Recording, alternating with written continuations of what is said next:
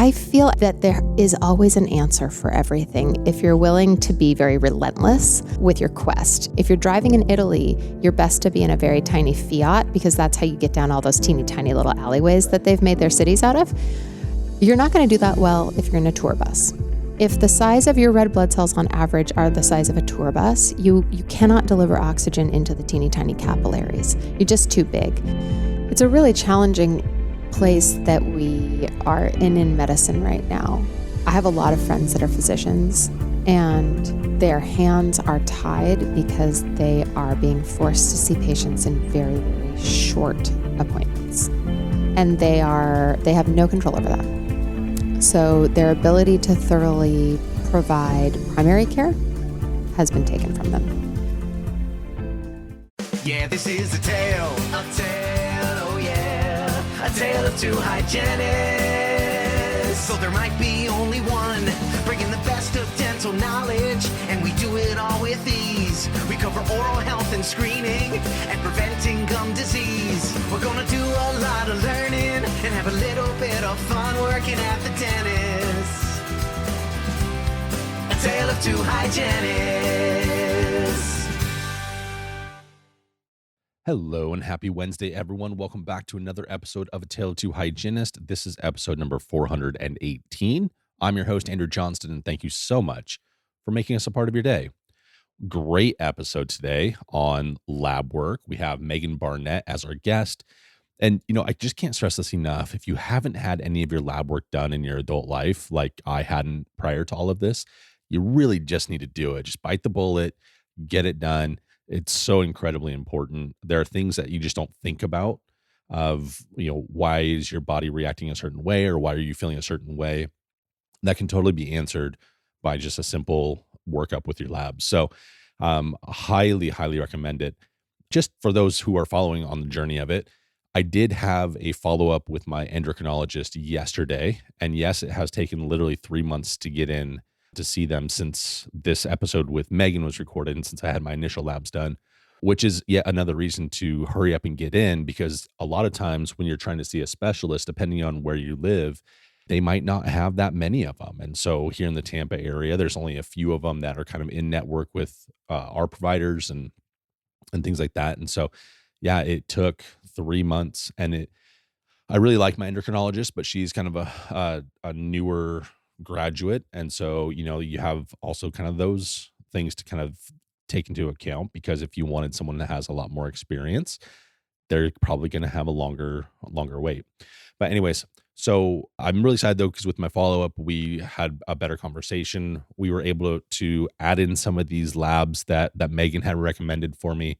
And then also just some of my other friends have recommended looking at a couple of other labs to have those ones ordered. So we have those ones ordered. I'm really excited to share those with you when I get that lab work back.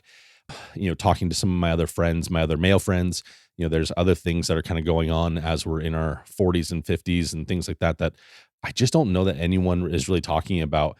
I feel it's probably something that we need to know about for our patients. And so I kind of wanted to share that information with you casually as it kind of comes through. So next week, we have an episode planned for becoming an educator. I know lots of people have thought about that. And lately, as I've been hanging out with more educators at some of these board review courses, I can almost see that as a pathway for myself. I'm not 100% that that's really my pathway, but I can kind of see where it's appealing for a lot of people. Just hanging out with the energy of the students. I know that there's both good and bad sometimes, but hanging out with them is just, it really gives me hope for our future. And so it's something I think that's a pathway that myself and lots of people are considering. So in the episode, we dive a little bit into like the requirements, like what do you need to do to be an educator? What's that workload look like? Benefits, vacation, like what does that package look like? What does lesson planning look like? Kind of all of the, I think, pertinent information that a lot of people are asking about to see if it's worth getting into. And so we'll have that episode for you next week. And then also don't forget, we have a 4-part myofunctional therapy series coming out, launching after that episode. So we have lots of good stuff coming up. Make sure you hit that subscribe or follow button if you are on Apple Podcasts so that you don't miss any of the episodes. And yeah, I think that's it for me for this week. Thank you so much for listening and enjoy this episode with Megan Barnett. A tale of two hygienists. All right, everyone, welcome into the interview portion of the podcast. I'm here with Megan. Megan, thank you so much, by the way, for being here after speaking for a couple of hours in front of the group. No problem. Let's do this. I think our audience is dental. Let's maybe start off with a little introduction of who you are, where you're coming from, and then we'll talk about the topic about today. I'm very excited about this topic and nervous, but go ahead. So tell us about who you are. Sure. So my name is Megan Barnett, and I am a functional nutritionist. So what that means in essence is that my educational background is in dietetics, so very classical nutrition, and I have a master's degree in human nutrition and functional medicine. The aim of functional medicine is to find not only the root cause of what is presenting as symptoms or disease, but to connect all of the systems of the body to better understand how one is affecting the other so we can provide comprehensive care. I'm also what is called a board-certified nutrition specialist. So I work with patients in my own clinic that I co-own in Portland, Oregon, ranging from people that are curious about their health and they just want to do the deep dive and figure out what they can learn about their own biochemistry, to people that are very complexly ill and have not been able to find answers in conventional medicine. That sounds like a lot of education, a lot of schooling. Let me ask you this with it, like right off the bat. So hygienists, the first thing we do is when we see someone and they start talking or they start smiling, we're like, teeth. Okay, Yeah, we see your teeth. Right. Do you have that same thing when you're like interacting with someone at the grocery store? You're like, I could help you. I can find something that we need to work on together. That's a good question. I'm not sure that I do that with everybody, but when it comes up, when health concepts or topics come up, or people start telling me their story randomly, and people do start telling me their story randomly, that's kind of always how it's been for me.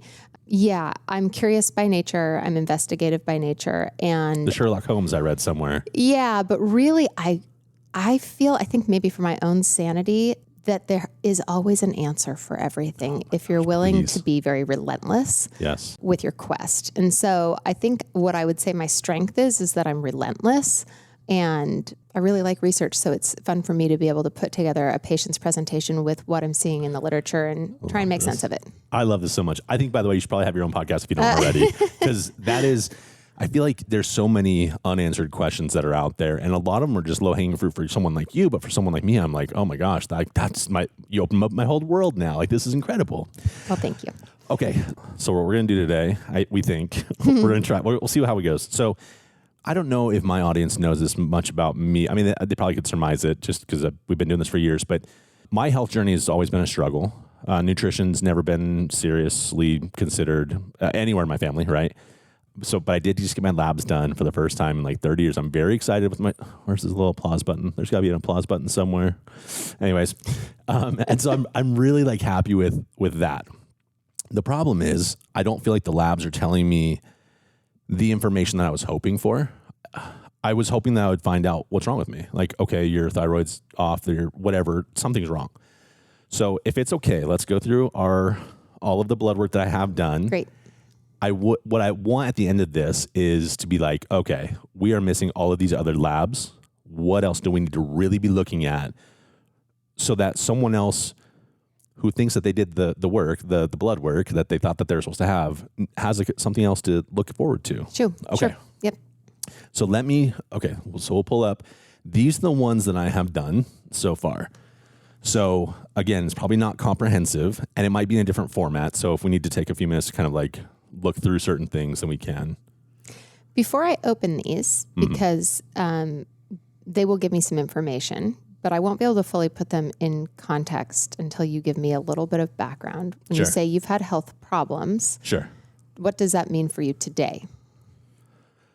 Maybe I don't understand your question. I've never had, I would say like weight is my biggest like health issue. Okay. As of recently, as of all of this, blood pressure is now an issue. Hygiene in school, my blood pressure was a little bit high. We checked it, regularly. When we're done with school, it was fine again. And then for 10 years practicing, good. I checked it every day. Okay. I had no problem with it. And now it's starting to creep back up again. not only is it's hard, I say creep like it's like not a big deal. It's scary high now. Okay. Which is what? If you don't mind. Let's look. Hold on. Okay. I think it's on here somewhere. Diastolic, I think it was like right here, 147 over 101. Okay. Was at the medical office. Again, with caveats of, I feel like that one patient in the chair where I'm like, but don't judge me too harshly. Yeah. At home, because I do take it regularly at home. It's not quite this high, but it is in the 90s for the diastolic, which scares me. Okay. Sorry, continue on. So if you think about a day in your life, would you say, I wake up with great energy, I have great energy all day, and then I get tired at a natural time in the evening and fall asleep, and I feel like I'm in a great circadian rhythm that way? I would say 9 times out of 10, yes, all of those things. I wake up, I'm not tired when I wake up. I feel like I can get good sleep. I have energy throughout the day. I don't feel like I need to like nap or do any of those things. Historically, in the middle of like a work day, I would love to go out to my car and take a quick little 10-minute nap. Part of that, I think, was just like having interactive patients. And like I just wanted to break from people, though, too. But yeah, and then when it's time for bed, like I go to bed and I don't have too much trouble drifting off and going to sleep. Fall asleep, sleep well, sleep deeply, sleep through the night. Okay. Yeah. Okay. I would say 9 times out of 10. Okay. And if you were to scan your body head to toe, any pain or discomfort, tightness or stiffness anywhere? Not consistent. Okay. No, but like, if I, am working or whatever and I get a little back pain here and there, something like that, but that's nothing consistent. Okay. So basically what you're saying to me is I feel good. I feel good, but I really struggle with metabolism. And it doesn't make sense to me. Is that what I'm hearing you say? That's what I'm feeling. Okay. Yeah. Okay. So does that mean that when you think about what you consume, it doesn't equate to your body composition? I don't do journaling like I probably should, but I would say generally every time I've had like discussions on this and people ask me like, what are you consuming every day? Yeah.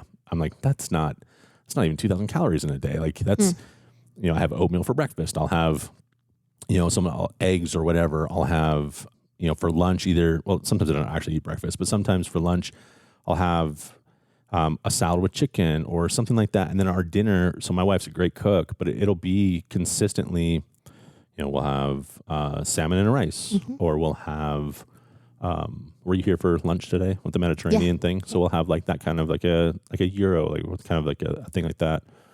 We eat, I think, pretty healthy. There's always a protein and a vegetable component to like all of our prepared meals. Okay. Allison's always done that. So, I mean, I'm not saying like without snacking, but I would say it doesn't make any sense. It's pretty darn good for the most part. Okay. And then any exercise routine on a regular basis? No. Okay. No. But that's not necessarily low energy. It's because you said your energy is pretty good. It's sort of just lack of routine around that. It's lack of desire to put myself out there. So, and part of it though, is I think I'm a defeatist in certain ways, like where I'm, Allison and I, it was last year, I believe it was January through July. We walked 1 to 3 miles every single day consistently, and I gained weight. Okay. And it frustrated me. For sure. I was so upset about it. For sure. And so I'm like, okay, like that's not the answer to losing weight is to do exercise. But now, I mean, obviously I need to because, sorry, so let's go to sleep. Because now, as we're going to find out, I look at cholesterol, like and now there's a reason to actually work out that's not weight related. Okay. Well, then let's dig in. Okay. Let's see what we see. Okay. I'm going to start with the CBC or the complete blood count because it's sort of the most general. Okay. And we're going to wait until this. Which you would hear on ER every time that people come in, they're always like, CBC, blah, CBC. blah, blah. Yeah, like, okay. Totally. There's CBC. And there's a fair amount of information we can get from a CBC, but it's by no means comprehensive. So, okay. So we're seeing your white blood cells are in range at 8.63. Now, I will tell you, while that is in range, it's a little higher than I'm used to seeing. And sometimes that can indicate that you had you were fighting something potentially. Your red blood cell count at 5.21 is great. Fantastic. And then your hemoglobin and hematocrit are right where I would want to see them. So that would tell me, I'm going to deduce from that you're oxygenating your red blood cells and that you likely have enough iron. I can't say that for sure, but we're going to go with likely. Your MCV, mean corpuscle volume, that's the size of your red blood cells. And I like to explain this to patients because often the size of the red blood cells gets brushed over and nobody explains it. But I think about red blood cells like a vehicle. And so I always envision if you're driving in Italy, you're best to be in a very tiny Fiat because that's how you get down all those teeny tiny little alleyways that they've made their cities out of. You're not going to do that well if you're in a tour bus. True. If the size of your red blood cells on average are the size of a tour bus, you cannot deliver oxygen into the teeny tiny capillaries. You're just too big. So when we see a 90.6, that's optimal. That's a great average size of a red blood cell. It means your red blood cells can deliver oxygen throughout the whole body. Different part. Okay. Exactly. Okay, That's great. And the same would be said for the rest of these sizes. We're looking at all of the sizes of the red blood cells, the hemoglobin, the hematocrit, and you're right in range on everything. Your platelet count is a wee bit high at 400. And so when I think about that, the first thing I'm going to think about is inflammation, just generalized. I'm not going to, that doesn't tell me anything about, what it could be, but it does tend to be on par with a little bit of generalized inflammation. Okay. So with your CBC, there's not a lot of there, right? It's like, okay, well, it looks good. Sure. Okay. Let's look at your metabolic panel. So a metabolic panel generally is looking at liver and kidney function. Okay, so first and foremost, we're looking at sodium, potassium, and chloride. And what we're looking at here is your electrolytes. But really what we're asking is, are your kidneys keeping electrolytes in balance? So this is a kidney conversation. The answer is yes. Your kidneys are doing their job there. Your carbon dioxide is kind of smack in the middle of the normal range. So carbon dioxide tells me a little bit about the pH of your blood and if you're exchanging gases, oxygen and carbon dioxide. Looks good. Your anion gap is right in the middle range, so that gives us nothing. Sorry, I'm looking. No, it's fine. And then blood urea, nitrogen, or BUN, and creatinine are looking at if your kidneys are processing through the waste of protein metabolism. So when you eat protein, you break that down, and the waste product is blood urea, nitrogen, and then your own muscle turnover breaks down into creatinine. Your kidneys have to get rid of that waste. Your kidneys are doing that. Otherwise, those numbers would be high. Okay. Now, your fasting glucose is the next important number here. I'm assuming you were fasting for this? Okay. So you're right at 90. That's marginally higher than I would like to see it, and also not concerning. Okay. That's about how I could say that. Ideally, you're under 90, but 90 isn't like, oh, I found the thing. It was just saying in the presentation that when I see it above 95 and especially over 100, it will indicate sleep apnea as a risk. But I don't think that when I see it at 90. Okay. You're also not reporting symptoms of sleep apnea, which almost always will be pretty significant afternoon fatigue that's hard to get through. Okay, your calcium also looks really good. I like to bring this to people's attention because people tend to think, oh, my calcium looks good, my bones are healthy. And I like to remind people that calcium is required for a lot of functions in the body that are more time sensitive than your bones. Like I always give the example of keeping your heart beating.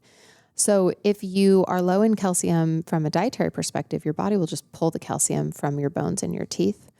You see this probably most obviously in pregnant women that are growing a child and then they start to have issues with their teeth, right?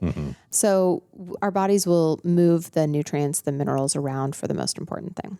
That's also managed by the kidneys and the parathyroid gland. So I would say we can rule those things out. All right. Your AST and ALT are liver enzymes. So 25 and under is optimal for liver enzymes. That means that your liver doesn't seem like it's angry. One of the concerns we will always have when people struggle with weight loss is non-alcoholic fatty liver disease. That is not indicated in your labs with these numbers. There are a couple other numbers we generally check, but this would indicate that you have a happy liver. Okay. Alkaline phosphatase is an enzyme. It's excreted throughout the body, but primarily through the liver and the bones. And yours looks really good. When it's really low, it can tell us there's some nutrient deficiency. When it's really high, it tells us there's some bigger concerns around disease potential. But you're right in the middle. Your total protein is 7.6. Again, that's great. That's kind of really where we want it.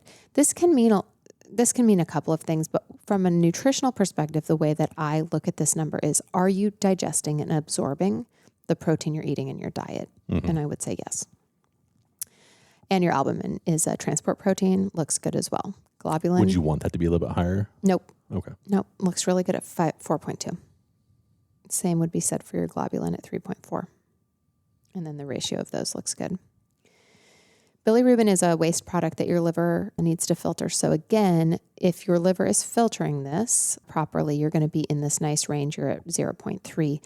If your liver is struggling for any reason, this might increase, and that's what we would be paying attention to. And then your GFR is glomerular filtration rate. That's the filtration rate of how quickly your kidneys can filter. And 114.7 is ideal. Well done. So what does it tell us so far? Still not too much yet, right? No. And you know, one of the most frustrating things when you go looking for a problem and don't find one is you want to be happy that your labs look good, right? Because you're like, hey, that's not. I'm healthy. But then you look at them and you think, but I still don't have any answers. Yeah. So we have more digging to do. So this is going to be your lipid panel. Okay. So we're looking at total cholesterol, triglycerides, HDL, LDL, and then the ratios. So let's dig into this. This is actually pretty interesting. I like when you say that. Okay. So triglycerides. Let's talk about that a little bit. So they put triglycerides on a lipid panel because it's a fat, but it's very different than cholesterol. So I don't like to lump it together. When you consume a carbohydrate, it can be rice, it can be soda, it can be honey. I don't really care. Okay.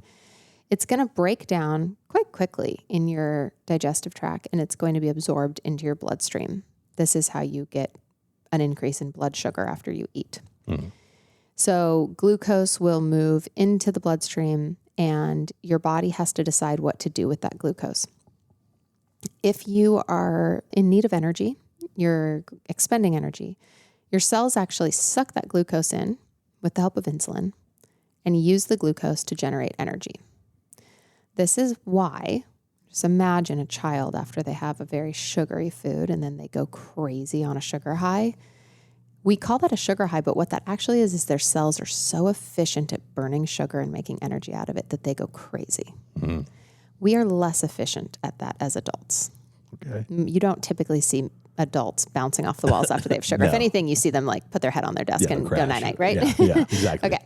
So you may take some of that glucose into your cells and make energy.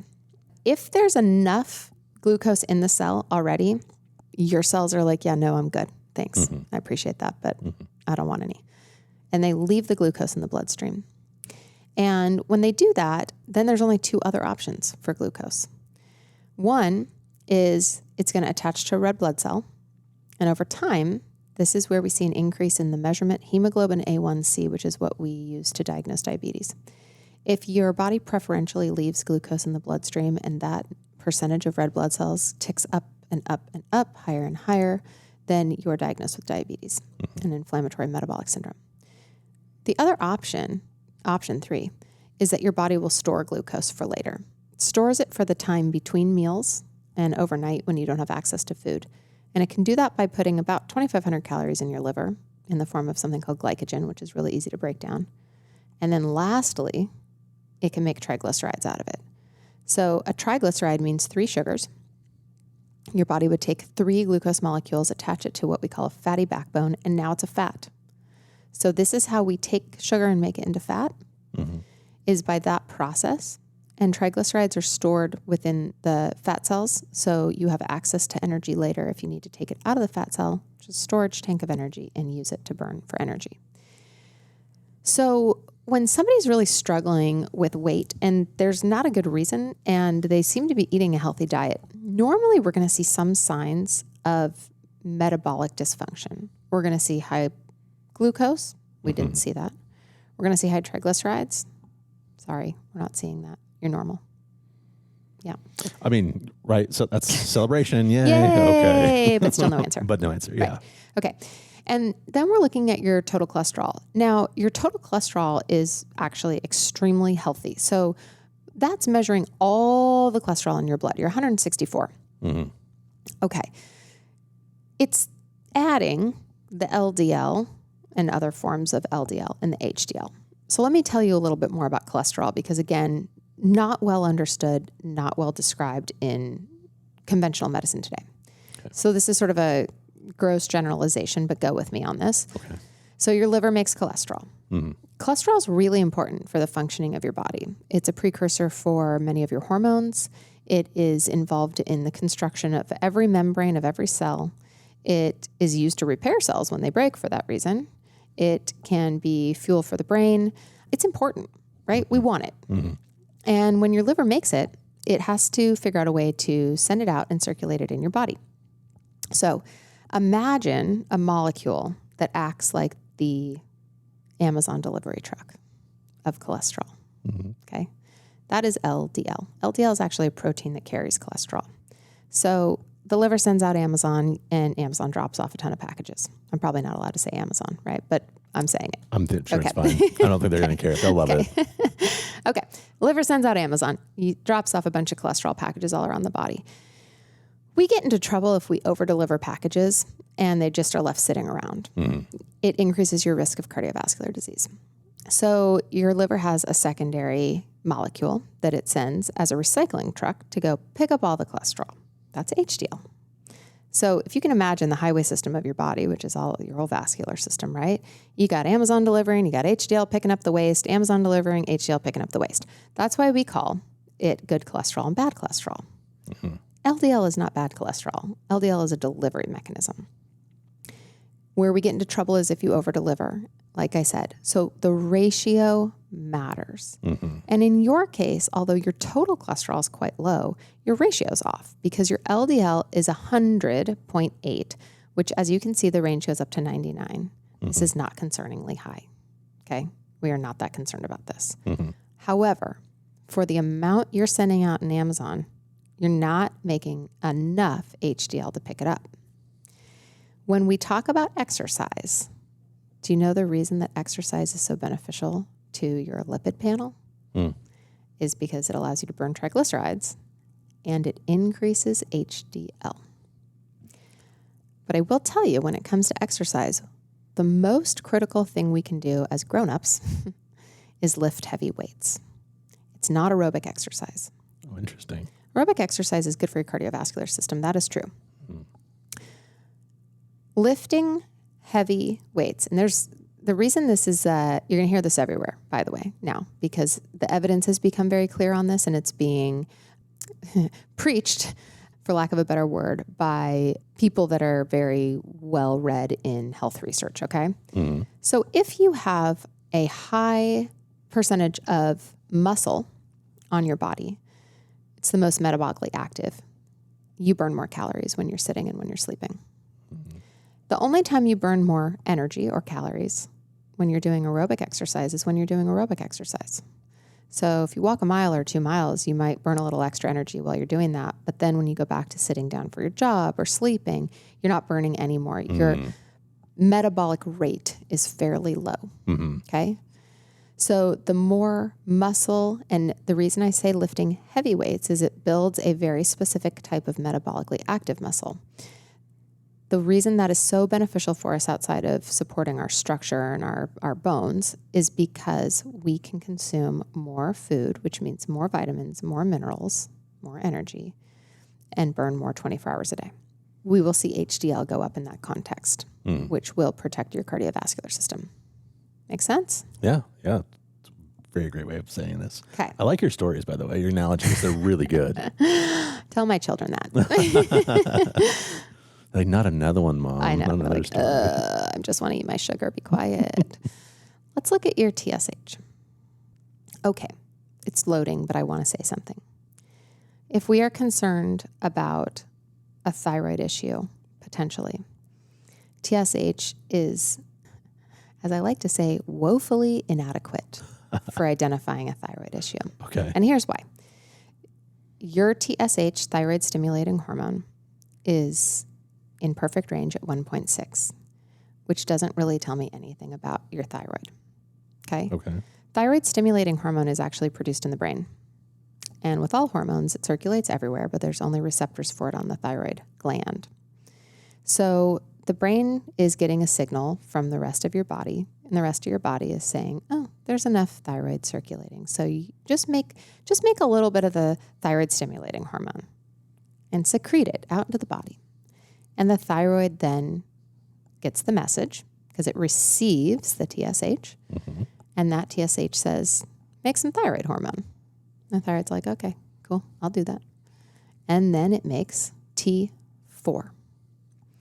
T4 is not metabolically active.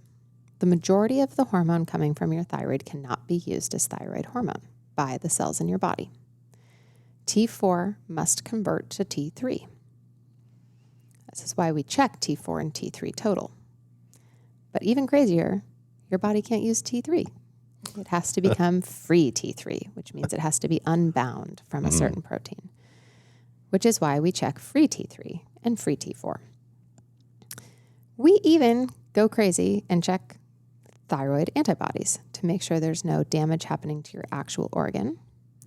And we check something called reverse T3, because sometimes you can be making a mirror image of T3.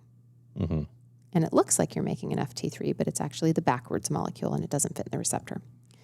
A proper hormone panel will have all of those markers, because if your TSH is okay, but those other numbers are out of whack, there's a problem downstream that we haven't identified because we just told you you're fine. Right? Right, which is so frustrating. Totally frustrating.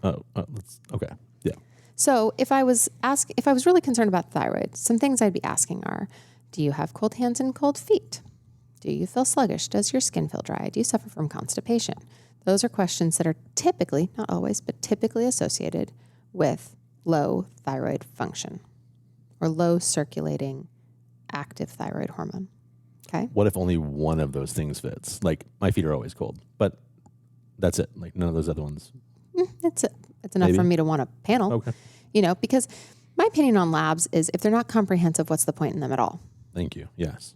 Okay. So let me tell you all the labs you're missing. Yes, please. Okay. So did you listen to my presentation? I caught the second half of it. Okay. Did you miss the vitamin D part? Is that in the deficiency portion? Maybe. I said it a couple of times, and here's why I bring it up. Vitamin D is what we consider the conductor of the orchestra of the body. And if you don't have enough, you can't metabolize, you can't have a functioning immune system. You basically are lagging behind on every front, okay? And it should be checked on everybody at least once a year. Please, I can't tell you why insurance companies have decided they don't want to cover it anymore, but they have decided this, and it is critically important.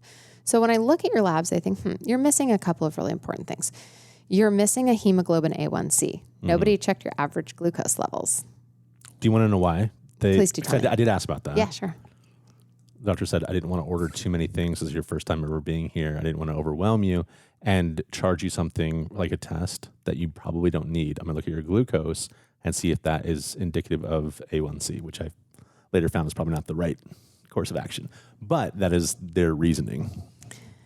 I have a philosophy that not everybody agrees with, which is that as a provider, I should give you all the options and let you choose what they are, not make the decisions for you. Also, don't assume to know how much people want to invest in their health. Sure. Some people surprise me with how much they want to invest in testing because they want the answers, right? So let's say that you were seeing me in my clinic. We would look at all of those labs. Yes, most certainly. We would also look at B12 levels. We would look at vitamin D in everybody. We're going to look at zinc and magnesium in everybody as well as copper. Those are consistently either low or high and can affect the overall functioning of the body. We're going to look at your hemoglobin A1C.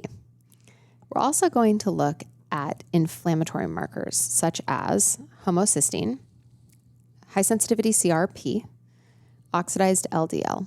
And I'm going to look at another cholesterol marker called ApoB, which is the sticky Velcro part on the outside of your LDL that puts you at risk for cardiovascular disease because, again, it's sticky. I'm also going to look at all of your sex hormones. And in a case like yours, where you feel the way you feel, one of the concerns I'm going to have is prolactin levels. Prolactin is produced by women when they're lactating, breastfeeding a baby, and can also be produced by small and often benign tumors on the pituitary gland that really, really mess up your metabolism. and often don't have any other symptoms. So if somebody comes to me and their diet doesn't make sense for why they're holding extra body fat and they feel okay, then I think the steps you have to take are looking for the weird thing. That's what you need to do because the story doesn't add up, right? Yeah. Not looking at hormone levels, such as sex hormones, not looking at testosterone. It just sort of you have a blind spot with regards to literally metabolism, right? Yeah. So I think what you have is nice for ruling out scary diseases. Sure. Okay. It's not nice for telling you what's wrong. Thank you. Yeah. Thank you for confirming that for me. They're two different things. Yeah. I feel like my scenario isn't unlike what a lot of other people are kind of going through. And that's in dentistry, a conversation that's being had more and more and more as we have outside of dental people like yourself coming into our space and educating us on this. For the everyday hygienist, even the hygienist that's trying to advocate for their patient, how are they supposed to know about this information? How are they supposed to know they're lacking something when, honestly, I didn't know I needed more labs than this until I talked to my friend who's all about integrative health and all this other stuff. And she's like, oh my gosh, you're missing all of these things. I never would have known that if I didn't have a friend. How are we supposed to know this? It's a really challenging place that we are in medicine right now. I have a lot of friends that are physicians and their hands are tied because they are being forced to see patients in very, very short appointments. Yeah, I understand that. And they have no control over that. Mm-hmm. So their ability to thoroughly provide primary care has been taken from them. So as a patient, then you don't have necessarily a resource in your primary care for that very thorough look at what's going on. Mm-hmm. I call it proactive prevention. Yeah. Because most providers are being stuck with only enough time to react to a problem. Yeah, exactly. Right? So then we have an unfortunate situation where people have to go outside of insurance to receive care that's actually comprehensive, which is very frustrating for those of us that are spending money on insurance, right? Mm-hmm. Looking for providers that are functional medicine providers or even naturopaths, you're going to get a much deeper dive. Oftentimes you can find those providers that do take insurance, sometimes not, depending on the area that you are in. You have to be your own advocate today. Part of that's finding a provider that works for you, but part of it is seeking knowledge outside of the conventional paths. And so I suggest reading one of the very best books I think that's come out in the last couple of years is Dr. Peter Attia's Outlive. It's a phenomenal book, and it gives a guide for how to support your body so you don't lose your health span. Living a long time doesn't sound terribly awesome to me if I'm sick for the second half of my life. This is so right? true, yeah. But that's what we've really been focused on in medicine is longevity versus extending health span. Mm-hmm. Dr. Peter Attia does a very nice job of explaining the risks that we have currently, which are primarily chronic disease, metabolic diseases, and what we need to be doing about it. The reality today is that doing something about it takes a lot of effort. And this is the cold, hard truth of what everybody needs to know, as much as it totally sucks. Okay, so I acknowledge it sucks, but the reality is we are mammals. We need to eat a nutritional diet that is meant for the species we are, okay? We need to move our bodies, and we need to move them regularly. We were never meant to be sedentary. Some of my days are 9 hours sitting in a chair, and you feel it. It's like, ow, when you stand up. And then it's hard to get to the gym, or it's hard to go on that walk, right? But we need to eat, we need to sleep, we need to move, and we need to commune, as I like to say. We need to be in community with the people we like, not just the people we're forced to be around, right? And we know that's really, really critically important. The Blue Zones work that was done through National Geographic journalist, I'm forgetting his name right now, I apologize, but really looked at how do we live well and how do we live long. It's not one thing. It's not just labs. It's not just diet, right? It's the way we live. And if we're seeking that specific information about our body. We want to know what is the data. We have to educate ourselves by learning about, if you search functional medicine, you're going to get into this rabbit hole because this is the field really talking about it at length. And we need to find a provider that partners with us, which can be hard. But I tell people, look at ifm.org. It's instituteoffunctionalmedicine.org. Every provider on that website has been trained in functional medicine and certified through Institute of Functional Medicine, which is pretty phenomenal. And they're all over the country. So it's a good resource. I love that. I have taken up now way too much of your time. I am so thankful that you did this. You've weirdly not put me at ease as much as I was hoping. Sorry. But it means that there's more that needs to be done. And that's exciting actually for me to try and go on that journey. Your course today, we were going to go in probably about 3 different directions. I mean, the whole section on like deficiencies of vitamins is a whole thing. I'd like talking about fiber, something I like. Hopefully you'll come back on again. We'll talk about this other stuff. But if someone wanted to reach out to you and maybe learn about, like, if you're going to be speaking somewhere, where can they find you? Yeah. The easiest place to find me today, these days, is Megan at bioloungepdx.com, or just go to my clinical website, which is bioloungepdx.com. Awesome. Thank you so much. Thanks for having me. Yeah, this is a tale, oh yeah, a tale of 2 hygienists. So there might be only one, bringing the best of dental knowledge, and we do it all with ease. We cover oral health and screening, and preventing gum disease. We're gonna do a lot of learning, and have a little bit of fun working at the dentist. A tale of 2 hygienists.